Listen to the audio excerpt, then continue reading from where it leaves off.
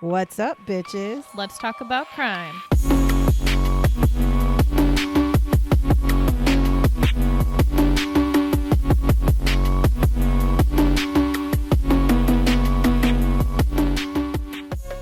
What's up, bitches? Hello. Oh, that was really loud. So sorry. What's up? Okay, so we're here for another week. I know that you haven't probably listened to it yet, so I'm just going to tell you. You know how we talk about like the Idaho murders and stuff, right? I have heard something. Did you? Wait. Are you talking? Wait, what have you heard? Wait, hold on. So the last thing that I saw, which was, I don't know, probably a couple of days ago, was that they moved the trial to Boise, which I don't know if that was already a thing or not. And they did it because Moscow's so small that they didn't want Makes sense to have like crazy anything. But they are also trying to take off the death penalty. Oh shit! I'm gonna have to him. look into this. I didn't know. And what I also heard, which I thought this was fucking wild, in Idaho, they will use lethal injection for their death penalty. Yeah. But, and I don't know if it's just specific to Boise or if it's Idaho in general, if they do not have enough drugs for the lethal injection route, they can do it by firearm. Damn. They still allow that. So that's what's on the table for him. That's the last thing that I had heard. Okay, well, I didn't mean that. Like, I'm going to have to look into this. What I was referencing was the other podcast that we do. I was going to tell you, I know you haven't, by we, I mean me, by the way, on Fatal Blend, we recorded early for a while, whatever. One of these upcoming episodes, I'll have to tell you when it comes out. Oh, it's actually, I think it's the one that I just posted on Thursday. You'll have to listen to it because this is the one that you had told me about. Yes. Yeah. And listen to it because when I was doing this with Dad, I told him, I was like, oh yeah, this like inspired something. Listen carefully and tell me if you can, whatever. And about halfway through me talking about the murders, Dad looks at me and goes, did this happen in Idaho? Like that's how similar it was. Okay. So it takes him halfway to catch on to things. Oh, I catch girl. on pretty quick. So okay. This is a spoiler alert for anybody who listens to both of the podcasts. We did Mary Bell. Yeah. Yeah. Like 2 weeks ago child or last killer. week. Yeah. And that was a child killer. Yes. Spoiler. And I did Mary Bell on Fatal Blend as well because she's technically a serial killer. And that's not going to that's not coming out until, for a couple more weeks. It's going to come out in a couple weeks. But when I was recording it with him, that motherfucker didn't even catch on until like it was far too late. Like he definitely did not catch on like you did when I was like, oh, this happened. And you're like, wait, what? I actually went through like the first little bit and then I actually like stopped and was like, are you not mathing today? Like what is going on? And he's like, what are you talking about? He goes, well, I this is how you know he doesn't listen as much as you do. Cause he was like, well, I mean, I sometimes don't like, I was listening, but it wasn't clicking. I was like, okay, bod. So anyways, that's a spoiler alert for anybody who listens to both this one and Fatal Blend. But regardless, other than that, I don't really think there is too much. Oh, I did see this. I wanted you, because you laughed at this last time, you fucking asshole. You laughed at the fact that there was a mass stabbing in the UK. You laughed about it. Yeah. I just saw another mass stabbing come up on my computer. That this mass stabbing, they fucking killed 8 people in a mass stabbing. Killed 8 people and injured 17 or some shit in China. It's not funny. It's not funny. I don't know why you laugh about it. It's just funny because when you think of mass casualties, because we're Americans. We're Americans and it's mass shootings everywhere. I think it's more so awful. It is awful. But also I kind of sit here and go, fucking impressive. So I know it's not funny, but in my mind, I'm sitting here thinking, did you have cat-like reflexes to be able to kill 8 fucking people? How do you stab 8 people fast enough? Because in my mind, listen, I've never been held at knife point or anything like that. But in my mind, you got to cut some, what do you cut? Not jugulars, but you got to cut some, what the fuck are they called? Arteries? Yeah. Important veins. Major arteries? Yeah. You'll bleed out faster if you hit a major artery. That's what I'm saying. But stabbing wise, there's people who survive 50 stab wounds, right? Because when you stab, you first of all... remember the girl that we did with the fucking eyes? Yes. She survived that. And to be fair, I'm not saying it doesn't should I? hurt, but my point is like to actually kill that many people in a mass type of thing that just blows my mind. Like I don't understand how somebody can stab 8 people, killing 8 people, and then continue to stab more people, and like to be able to injure and kill that many people just by Makes one me wonder knife. if they had like, was it a sword? That's I was gonna say like seriously, like was it like no. a samurai sword or something like that? Right. Because I'm thinking of like a hunting knife or like a pocket knife, and those are like the hunting knives, like they're big, but And you think of the force you have to use too to stab somebody enough to actually kill them, like to unless whatever. it's not just one person. I mean, fair, but I didn't read the full article. I know that's really bad, but I normally do. But I was in the middle of actually researching this podcast that I'm doing right now, that I didn't read the article, but all I could think of was like, what sucks. I guess the message that I get when I see this kind of stuff is it doesn't matter what country you live in. Humans are shitty. People are shitty, and people will kill. Honest. And it doesn't matter where you live and what the laws are. There's still going to be people who break the law. There's going to be people who find a way to kill a lot of people in mass casualties at once, regardless of where you live. So it doesn't really fucking matter. I was literally in a Discord chat the other day, and everybody was talking, and somebody had said something and about like animals and how like animals are great. And they're like, yeah, humans aren't worth it. And everybody was like, pretty much facts. I mean, dude, I mean, to be fair, yeah, animals can do some pretty atrocious things to other animals, but we have this part of us that we have human nature, but because I really think that because we have these brains that are so fucking crazy, I think that it makes us actually more dangerous because we're inventive and we have parts of our brain that we don't understand and can't control. And because we can think actual real thoughts and put those thoughts into actions and speak on it and whatever, I think it makes it worse.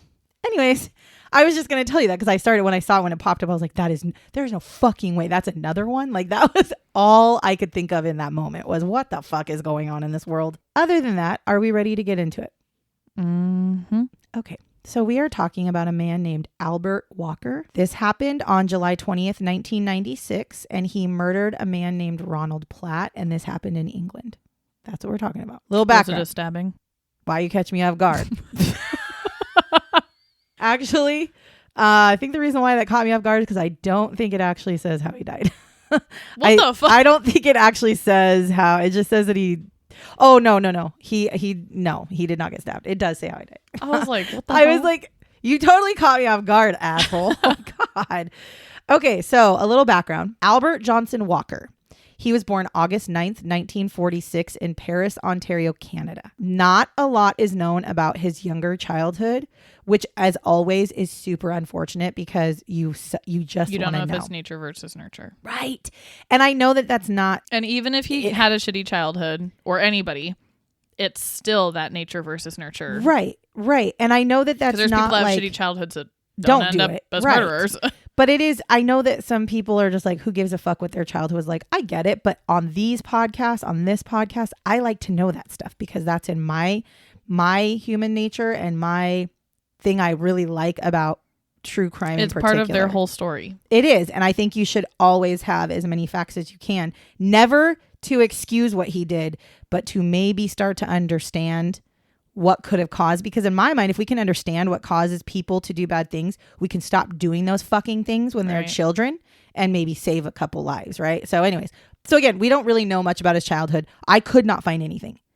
And I almost wonder if it's just because like I tend to find that when not a lot is talked about the childhood, a lot of the times it's because there isn't a lot of bad things to talk about. Right. Because if you notice, most of the time when you read about somebody's background, it's because the police have been called, they've been abused, they have all these records. But when there's not a lot they've of got like family members that have come out and said these things. And when you don't find a lot of background, it's normally because there is not a background to really dig into, or in some cases, I think the background is so atrocious they don't want people to know.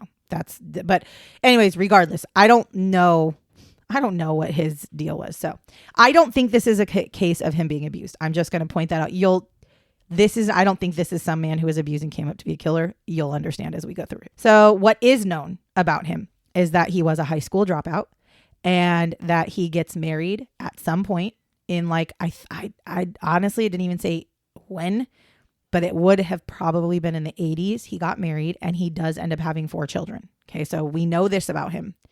And he held numerous jobs. Like he couldn't keep like one specific job. Eventually, he gets hired by a trust company as a bank teller.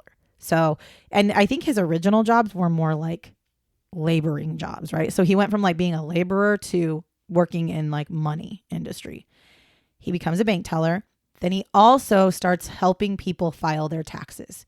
So he's kind of getting into that whole like financial career. Now, 2 years after he's been doing this bank telling and he's been helping people file taxes, he actually decides to quit and start his own business.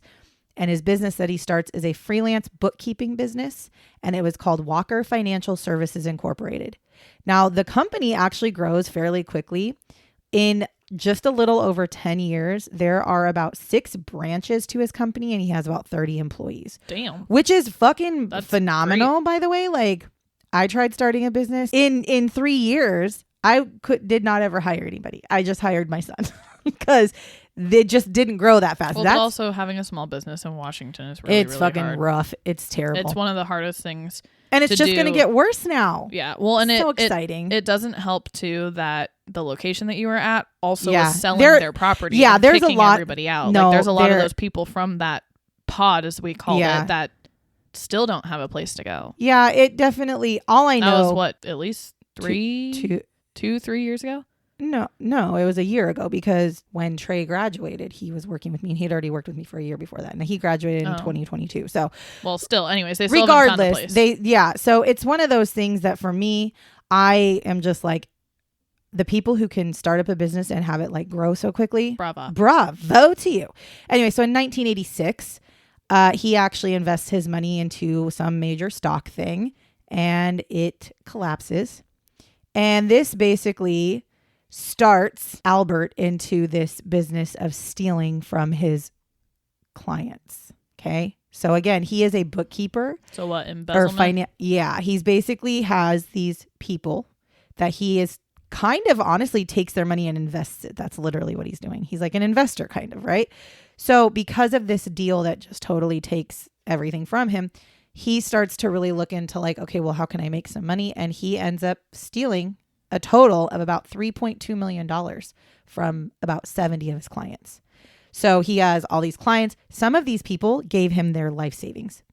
And he took that money with the promise that he was going to invest it and then return the money to them with like double or whatever. And he actually stole it. By the way, this happened in real life to one of my friends. Not this guy, but back when you were much younger, we had my husband and I had friends that they took literally the only money they had, all of their money. And I mean, it was like $40,000. Like they had a bunch of money saved up and because they were thinking about starting a business and all this stuff. Well, they decided to invest it with this guy that they had met. And he was like a really nice guy. And then, he's a he's a, I don't remember what you call him. Investor? He was like a financial advisor. Oh. And he would take their money, whatever. And so he talks them into giving them money.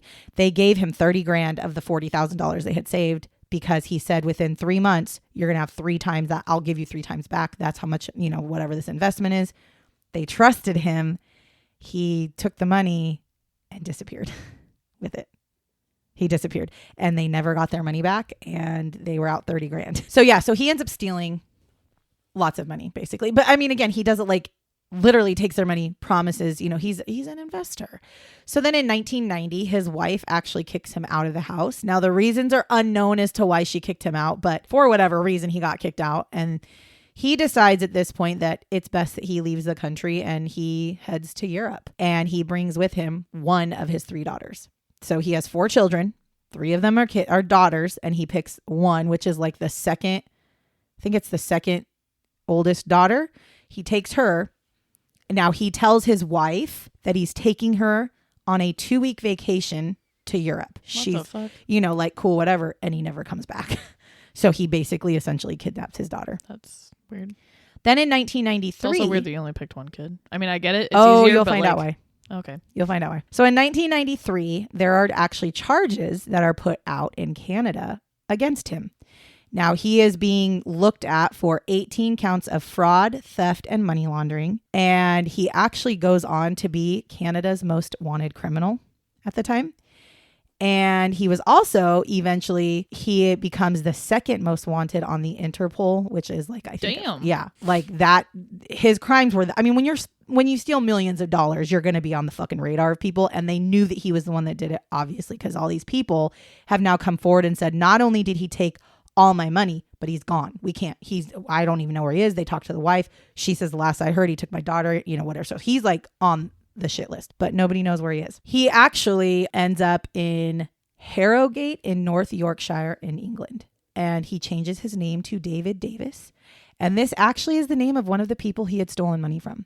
But again, you're not going to make that connection when it's from Canada to England. They don't talk to you. I mean, they're not even. It's not like that's a super common name like John Smith, but no, it's not uncommon. But it's I'm not sure. like they're in the same. They're not even in the same country. And I understand that Canada and England are under the same rule, but that doesn't fucking mean shit. Like you're not. The Canadian police are not contacting the fucking England police because also there's different areas. Right. They have no idea in England or in Europe for that matter where he is. As a matter of fact, I want to say, I could be wrong, but I want to say I thought I had read that he was taking his daughter on a skiing trip to like the Alps. So that's not even I don't even think that's close to where the fuck he actually ended up. So anyway, so now he's going by David Davis. Now he lives in this house with his daughter. His daughter's name is Sheena. Now she is believed to be his wife to everybody that's in the area. He leads people to believe that she is his wife. So he literally moves there. My name's David. This is my wife, right? People see them. They think that they're married. She was like 15 or 16 when they left. And I've seen pictures of her. She definitely looked younger than him, but I could see how she could have been passed off as his wife. He just looked like an older man with a younger wife. Like nothing weird about it, right? Now, she does also end up having 2 children throughout the time that they live in England. But one of the things that has never been identified is who the father is. So that to me tells me everything I need to know. Because the other thing is while he was in the trial, like obviously he gets caught in his trial, they actually deliberately don't answer that question and don't talk about who the father of her children are. So that leads me to believe that her children are probably fathered by her father. Makes me think of the guy that fucking put his daughter in the basement. Yeah. And had kids with her. Yeah.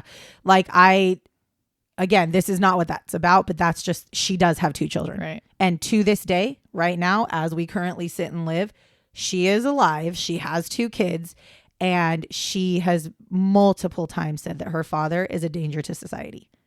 So just so people know. Anyways, so it's basically the unspoken truth. Probably, yeah. But we're just going to leave it at that. One of those kids is going to go to Ancestry.com or the DNA match, and then it'll be out there. I know. And to be fair, I don't know her last name. And I wouldn't even if I did know it, I wouldn't share it because I'm not putting that shit on anybody. Right. I just knew what they call her first name is. So Albert, who is now going by David, begins a business with a man named Ronald Joseph Platt. Now, Ronald Joseph Platt was actually a TV repairman that lived in England, but he actually grew up in Canada as well. So they had like that connection.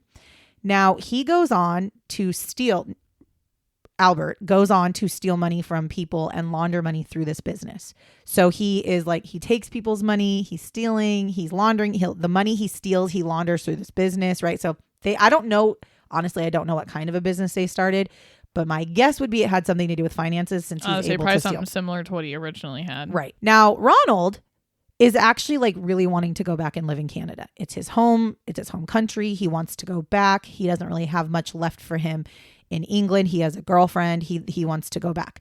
So Albert, being the nice fucking dude he is, was like, yeah, why don't you go back? It's fine. Listen, I'll pay for it. I got a lot of money. Because again, remember, he he ran away from London. He ran away from Canada with $3.2 million. So he has money. So he's like, I'll pay for you.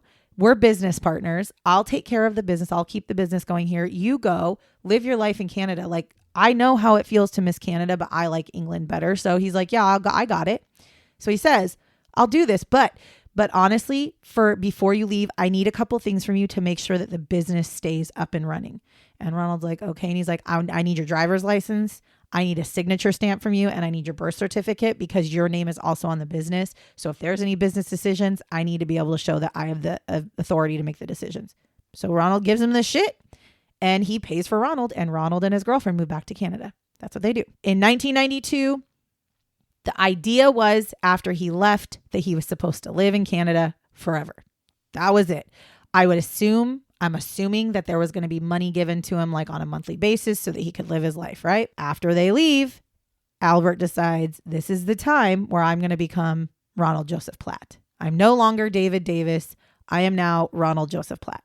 Now he tells his daughter that, hey, listen, we're going to move and I need you to call we're going to go by the names Ronald Platt and Elaine Boyles. Now, Elaine Boyles is actually Ronald's real girlfriend. She's his real girlfriend. And she is the one who actually introduced Ronald and Albert to each other. She had met Albert, realized that he had some connection or something, and she introduced her boyfriend to him, which is how this whole thing got whatever. Now, Albert tells his daughter, you're going to go by Elaine Boyles. I'm going to be Ronald Platt. We are going to be a husband and wife. We're going to tell people that because we need it for insurance purposes. This is what he tells her. Now, Albert and his daughter end up moving to Tiverton, Devon. I know. Every time I say something from fucking England or anywhere that's not the United States, I feel like an asshole because I know that it just sounds so shitty. I just need to like hire people to like speak the fucking words because it just sounds so shitty when an American says it. Anyways, so they move. And then in 1994, they move to the town of Woodham Walter. And so they've now moved twice, and both places they live, they called themselves Ronald Platt and Elaine Boyles. Now, one of his neighbors that he lived next to had actually come out after the fact and said, yeah, when I saw them, like it looked like it looked like Ronald, as he said. Yeah, it looked like Ronald was trying to look younger than he actually was. And my wife and I would look at them, like the couple, and be like, he just looks like he's trying to look super young and he's just not. And he had spent a ton of money on dental work. So he just didn't look like he should. Mm-hmm. And they were convinced, him and his wife were convinced that he was some sort of criminal. Which, by the way, did they get that right? Would we not have done the same thing? Oh, 100%. Fucking for real. So, and they did. I mean, hello, my fucking neighbor, I think, is a fucking murderer with people in his basement. So, we've thought that for a long time. I think there's people. Seriously, side note though, he creeps me out so bad. I had Olive go to the bathroom the other night, like not night, like it was day. I could see, and I'm like watching her, but I'm like on my phone and then watching her and on my phone and watching her. And all of a sudden I hear, and I was like, what the fuck? So I like pop up thinking that she's going to run to the woods to like get a deer. And that fucking neighbor's staring at her in his yard, just staring at her. So creepy. And then he like looks at me and I was like, Olive, get in the house. I was like, fuck Listen, the thing that throws me off about him, most importantly, honest to God, is he's like a recluse and he keeps to himself and he has Christmas lights like up all year round in the upstairs, but his basement is like dead fucking ass dark. But people listen to me carefully. When your neighbor cuts down their fucking weeds with a what is that? What is it called? Scythe? I was going to say a siphon. Isn't it a scythe? It is. Yeah. When your neighbor cuts down their weeds with a fucking scythe, bitch, please. Bitch, please. And then asks your younger brother, what's under the tarp? And it's our fucking barbecue. Yes. And tell me why in this particular home, there was a sewage issue. And they had to have, some shit done with like the sewage pipes. And they found a fucking scythe in the goddamn sewage. Yeah. Maybe it was a scythe or something. It was a blade of some sort. Bitches, you fucking know this man has killed somebody. He also has this He's so creepy. Like, ugh. I don't even know what to call it. Like all I think of, it's like when they stole little kids back in the day. It's one of those like carnival fucking. I was gonna say it makes me think of like a carnival like where wagon. you put them in the cage. Yeah, that's exactly. All it has is one light on all the time, 24/7. Yep, it's in his driveway. He's so fucking creepy, yo. There's a lot of times though where he'll make sure that his grass and his weeds are literally really like so high that you can't see. And what's even creepier about this whole entire thing is he used to work for ADT. Yep. So he used to work for a company that literally went in and installed security systems in people's houses. Yep. That's him. That's Sierra's neighbor. So anyways, back to I the should just story. go knock on his door and Be like, are you a "Hey, killer? No, Do you have people in your basement? I'm telling, I swear to God, when he dies, I'll be the first one over there. I am, let me tell you, if he doesn't have people in his basement, he did at one point. I fucking tell you, there's When no he dies, I should doubt just buy his about it. house just so I can. Fuck. Oh my God. You'd have to tear. Oh, Jesus. It'd be like Christ. that lady on It's TikTok. so creepy. Yeah. That would be the best. Anyways. Okay. So back to what we were saying. So anywho, so yes, they move and they, take on these new roles. Now, while Ronald is in Canada, he actually ends up running out of money while he's there. And this actually leads him to come back to England in 1995. And he moves to a home in Chelmsford, which is not very far, I guess, from the Wood and Walter neighborhood. So now he's back because he doesn't have any more money. And so he can't live his life in Canada with no money, which is also why I'm wondering if he was given money to go or something. I don't know, whatever. Canada's expensive too. Not as expensive as us. I know. Fucking Jesus. Anyways, so on July 20th, 1996, Albert decides he wants to take Ronald out on a fishing trip on his yacht because, again, Albert has a shit load of money. And it was on this trip that Albert murders Ronald, and he actually weighs his body down with an anchor. Now, it is believed that he hit Ronald over the head with some sort of an object and then threw his body overboard, and he left his body literally in the sea. Albert's body is found 2 weeks later in the English Channel by a fisherman named John Copic. And the only thing that was identifiable on his body was a Rolex watch. Because he'd been in the water for 2 weeks, bloating and, probably, honestly, I'm assuming since you're in this, whatever, they probably have fish that nibbled at him, whatever. So they find this body. What was his last name? Who? Albert Walker. I always like to look up what the Walker. So yeah, they find his body and, the cops get involved and they realize that there's nothing we can do about this person other than look at this watch. Well, here's the thing about Rolex. This was the key in them finding out who the person was that they found, or who they thought anyways they found. And the reason for this is because Rolex actually keeps really great records of who purchases and owns their watches. They were able to identify the serial number because on the watch, they were able to see a serial number.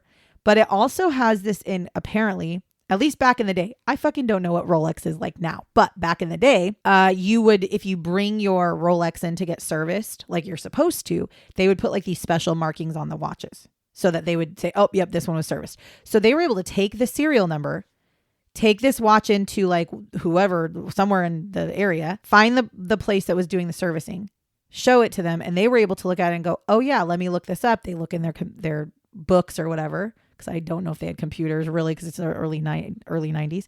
So they look through their books and say, oh yeah, this is a watch that has definitely been serviced here, and this watch belongs to a man named Ronald Platt. So yeah, that's who it is. Ronald Joseph Platt. And so the cops are like, awesome, thanks. So they look up Ronald Joseph Platt and they find that he lives in a house in Chelmsford. Because remember, he moved back. So He's fucking there. So the police use this to really start to dig into who this guy is. Also, they were able to narrow down the time of death. This is really crazy. So they were actually able to narrow down a pretty close time of death, because on this watch, they had, on watches, how you can see the date. They have the rotating date. Okay, so this watch has the date.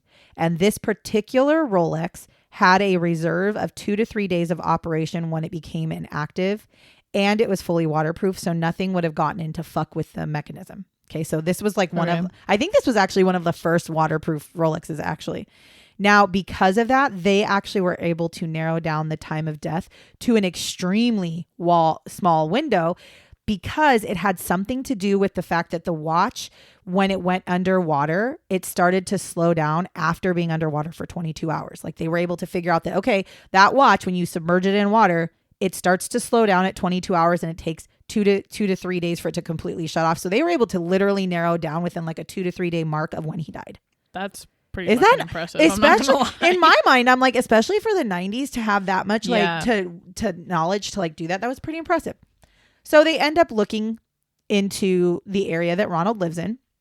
They find the address in Chelmsford and they show up to the house. But the landlord actually tells them that Ronald had actually moved out, and he gives them a phone number for a man named David Davis, who was one of Ronald's friends. Mm-hmm.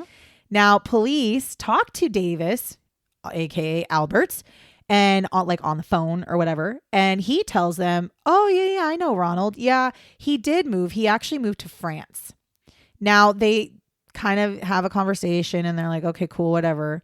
Well, they decide they want to go over and like talk to David face to face. Like they want to talk to him and like have more information, because what they're trying to figure out is this body Ronald Platt, or did Ronald Platt leave his watch on somebody and kill him? Like, right? Like they already know now that in their brain, they're pretty sure that the body they found is Ronald Platt.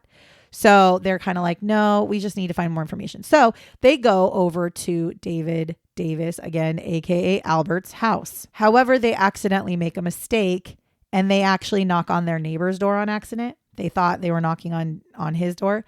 And so the guy opens the door and he's like, hey, I'm looking for David Davis. He's supposed to live in this house right here. And the guy was like, yeah, there's no David here. And he's like, is this, he gives him the address or whatever. And the guy's like, no, that's that house over there. But the guy that lives there, his name's not David. His name's Ronald Platt. And right then the cops are like, oh, well, that's fucking weird. So at this point, they decide they're going to search/raid Albert's home. So when I hear the word raid, I'm assuming they literally like toss that bitch. They tossed it and they did it by surprise. So yeah. And how do I know they did it by surprise? Because when they show up to the house to fucking look in this house, they actually find his daughter Sheena stuffing gold bars into bags. And the bars are worth 20 pounds each, 20 pound, like English, like 20 pounds each. I don't know if that's a lot or a little because I'm not from England. I thought they did euros. Pounds, like. Yeah, I thought they did euros. Wrong. I don't even know who does euros, actually. Italians, thank you very much. Okay, well then, yeah. Because euros in Italian is euro. Doesn't mean they use euros. They could just be saying euro. Why would you say euro if you're not going to use euro? Because you're in Europe and there's other places that use euros. Okay, when we watch Below Deck, they use euros. Let me say this. In Spanish, they say dólares instead of dollars, and they don't use dollars in Mexico. They use pesos. Yeah, but when you're buying something, they're going to say like dos pesos, not dos dólares. They do, though. That's when I'm learning what I do Duolingo. Okay. I do Duolingo for Spanish and Sierra does it for Italian. But when I'm practicing, they don't actually have us practice the word peso. I've never even had to say it. I've only had to say maybe they dollars. Changed it. Okay. Anyways. So they basically see that she's stuffing all these gold bars into these bags and they're just like, yeah, this shit's getting real fucking real. So they also search and they're able to look up GPS from his boat. Because again, he had this really nice yacht. Mm-hmm. And the estimated time of death that they came up with also matched the time that Albert was actually on his boat during that same time. So then they're like, he's on a boat. Ronald was found in the English Channel. So he obviously was tossed from a boat. That's our thought. And he was on their GPS showed him in like the middle of wherever. So they start to really go, shit's just not. This is okay. So they arrest him, obviously. So in 1998, he was given a preliminary trial, and then on April 27th of 1998, he actually pleaded not guilty. Now, after the trial, he went to trial because he pled not guilty. They find him guilty, and he receives what's called an automatic life sentence for murder. So that's that. Now, in his trial, Sheena testified against her father.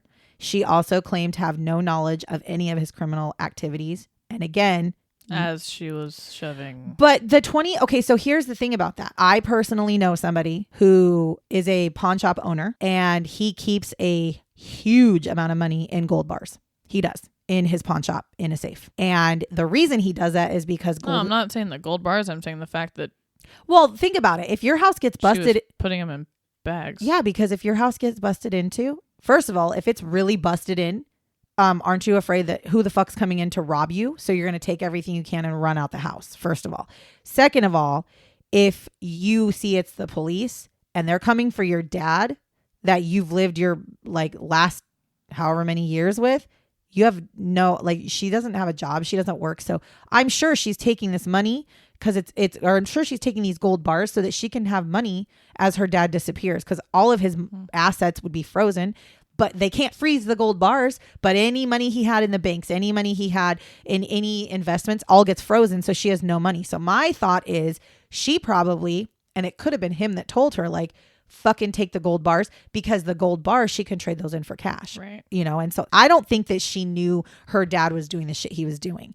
And when she says criminal activity, she's literally talking about his embezzling and stealing Right. and money laundering, which would make sense because she's nowhere to be found in any of the evidence that shows. So I really do think that she had no idea what he was doing, but to protect herself, she needed to have a way to at least get back on her feet. So anyway, so she does say that. And again, they don't even bring up the fact that she has 2 children and she's been living with her dad the whole time and has been pretending to be his wife this whole time. So nobody says anything, but I think it speaks for itself. The Canadian, not government, but whatever, the Canadian police or whatever had come out and said, if he had not been found guilty, they would have actually transferred him back to Canada for the theft, fraud, and money laundering charges that he had been wanted on for the last 5 years or whatever. So either way, he's going to jail. Either way. Now, on February 22nd of 2005, he actually gets transferred to a Canadian prison where he's going to face charges. On July 23rd of 2007, he is sentenced to Kingston, Ontario for 4 years for fraud and 1 year of a concurrent sentence for breaking one of their laws. So basically 5 years. Now he starts serving his sentence in Kingston. In 2013, that prison actually closes and he gets moved to a prison in British Columbia. So now he's moved to a new prison. So in 2023, Albert gets a 60-day unsupervised parole. So what that means is that the parole board, he is up for parole, and the parole board is like, we're going to let you go unsupervised. You can leave during the day for the next 60 days, but you have to return to the prison by 9 p.m. every day. So basically for 3 months, you're allowed to leave. You can go look for work. And they do this to try to reintegrate people into society, right? But here are the conditions. You are not allowed to contact any of the victims that you stole money from. You're not allowed to contact your children or your ex-wife. And you are not allowed to have any contact with anybody under the age of 16. Which also tells you everything you need to know. Mm-hmm. He was also barred from working in anything that had to do with financials. So you can go get a job or try to get a job, but you cannot work in the financial institution at all. Right. Like go back to the labor stuff that he possibly Which, had before. To me, I see her and I go, oh, yeah, because I'm sure that he's going to do all this, right? And then the final one was, and also you absolutely have to use your real name. You cannot use any other name. Right. Right. Okay.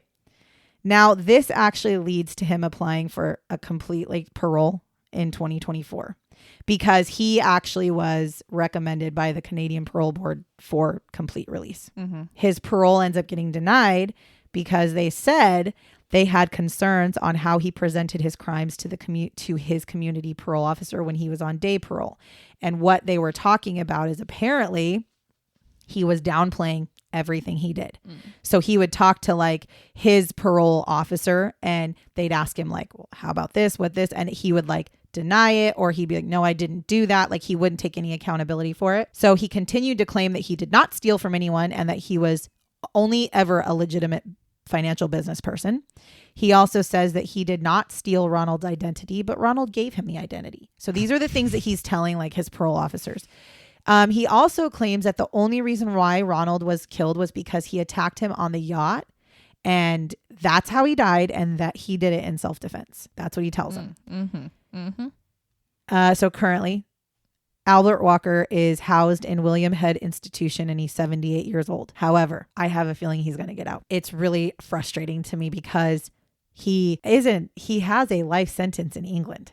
They shipped him back to Canada to serve time for what he did in Canada, and Canada is the ones they're going to let him out. And if he gets out, he doesn't have to go back to England. And I think that's fucked up. That's a total. What they should be doing is transferring him back. Yeah, because we did a podcast not that long ago of somebody where that was the whole thing. Is he literally was like, okay, you got done serving in this state, so now you're going over to and this that is state how it and should doing be. That. He has a life sentence, and to me, a life sentence trumps any fucking. It should. Yeah. And so he's been in jail a long time, but I'm like, well, why aren't you guys, okay, if you think he's ready to go, Canadian Parole Board, if you think he's ready to be released, then release him back into the England system and let them reevaluate him because he's a murderer in England. Right. And he murdered because of greed. And he's still right now at the age of 78 years old. Because this, again, he just got denied this year for parole. Yeah, I saw that when I looked up what he looked like. And he got denied parole because he is unable to accept accountability for what he did. And if he, which to me, that, I mean, thankfully, Canada judges or whoever makes the final decision sees that.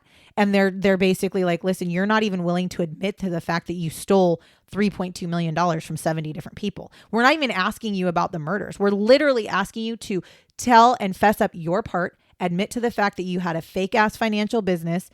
And if it wasn't fake, admit that you at least embezzled from those people, because it wasn't fake for 10 years. He had the business going for 10 years. Right. Admit that something happened in a financial disaster and you stole everybody's money and left the country. Just admit that and we'll reevaluate if you're going to get released.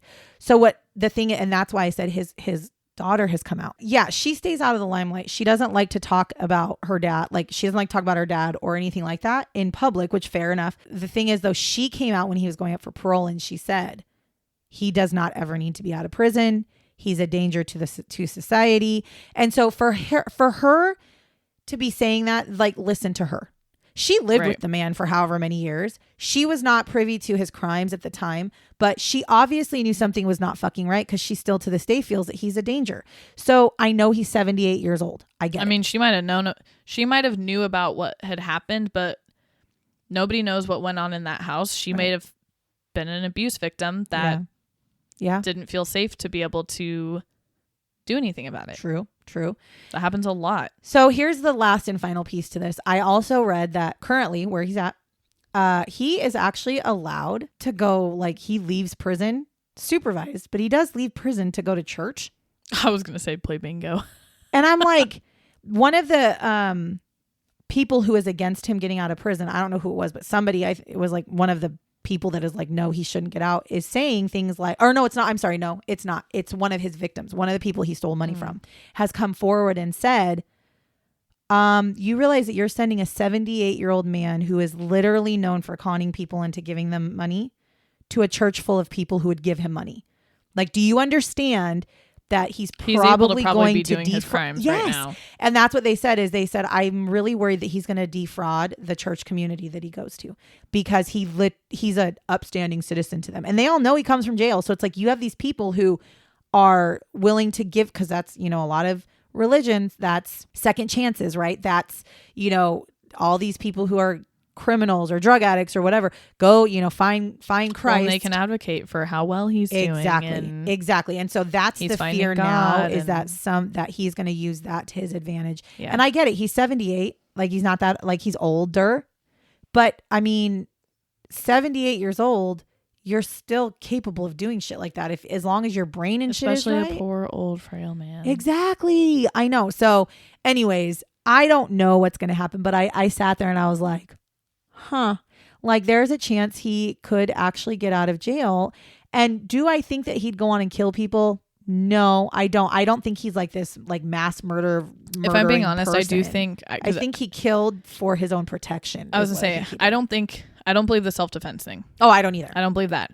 But do I think he would have become, if they would have, like, in theory, never caught him, or if he were to get out, do I think he'd become this person that's just murdering left and right? No. Do I think he'd go back to doing a bunch of embezzling shit? Of course. I don't. Yeah. I actually don't. He's somebody that I think his, I guess, crime of passion, I guess you could call it, would be embezzling. Yep. I do think, like I said, I don't think it was an accident. I do believe that the murder was intentional, but I don't think his first thought was, I'm going to murder this guy. I think it was probably some sort of something about money or I'm going to rat you out, or, something along those lines. And like you were saying, for greed and to protect himself, he was like, no, the fuck you ain't. Well, because think about it. Ronald Platt went back to England in 1995 and he didn't die until 1996. Right. That's what I'm saying. So I think what happened was Ronald Platt didn't live very far from Albert, who at the time was known as David Davis.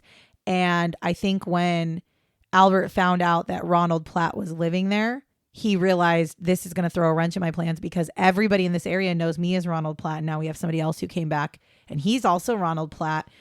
And but he doesn't know me as Ronald Platt. Right. He didn't know that he had stolen his identity, right? So well, that was the other thing. Maybe he found out. You're exactly right. That's the other thing is, and then even then, yeah, it could be self-defense, but I just don't see it as self-defense. Like I said, I don't think, because if it was, also the other thing is, most people when it's self-defense, you don't toss the body and just try to hide it. You would like immediately call like Coast Guard or whatever and be like, I was just attacked on my boat, and you would have done things a little differently, I think. Granted, like I said, don't know what happened behind closed doors, but I do think maybe the whole danger to society isn't necessarily about like he's going to go out and kill somebody again. It's about he's not allowed to be around anybody under money. Well, and he's not allowed to be around anybody under 16, which is really fucking weird. That's a weird stipulation to put on somebody that you were letting out for parole. First of all, it should be under 18 because you're not legally an adult. But it's Canada. 18. Oh, that's true. I think Canada is under the same, because it's under the same rule as in England, because England, the age of consent is 16. So I think that's probably why it said that. But regardless,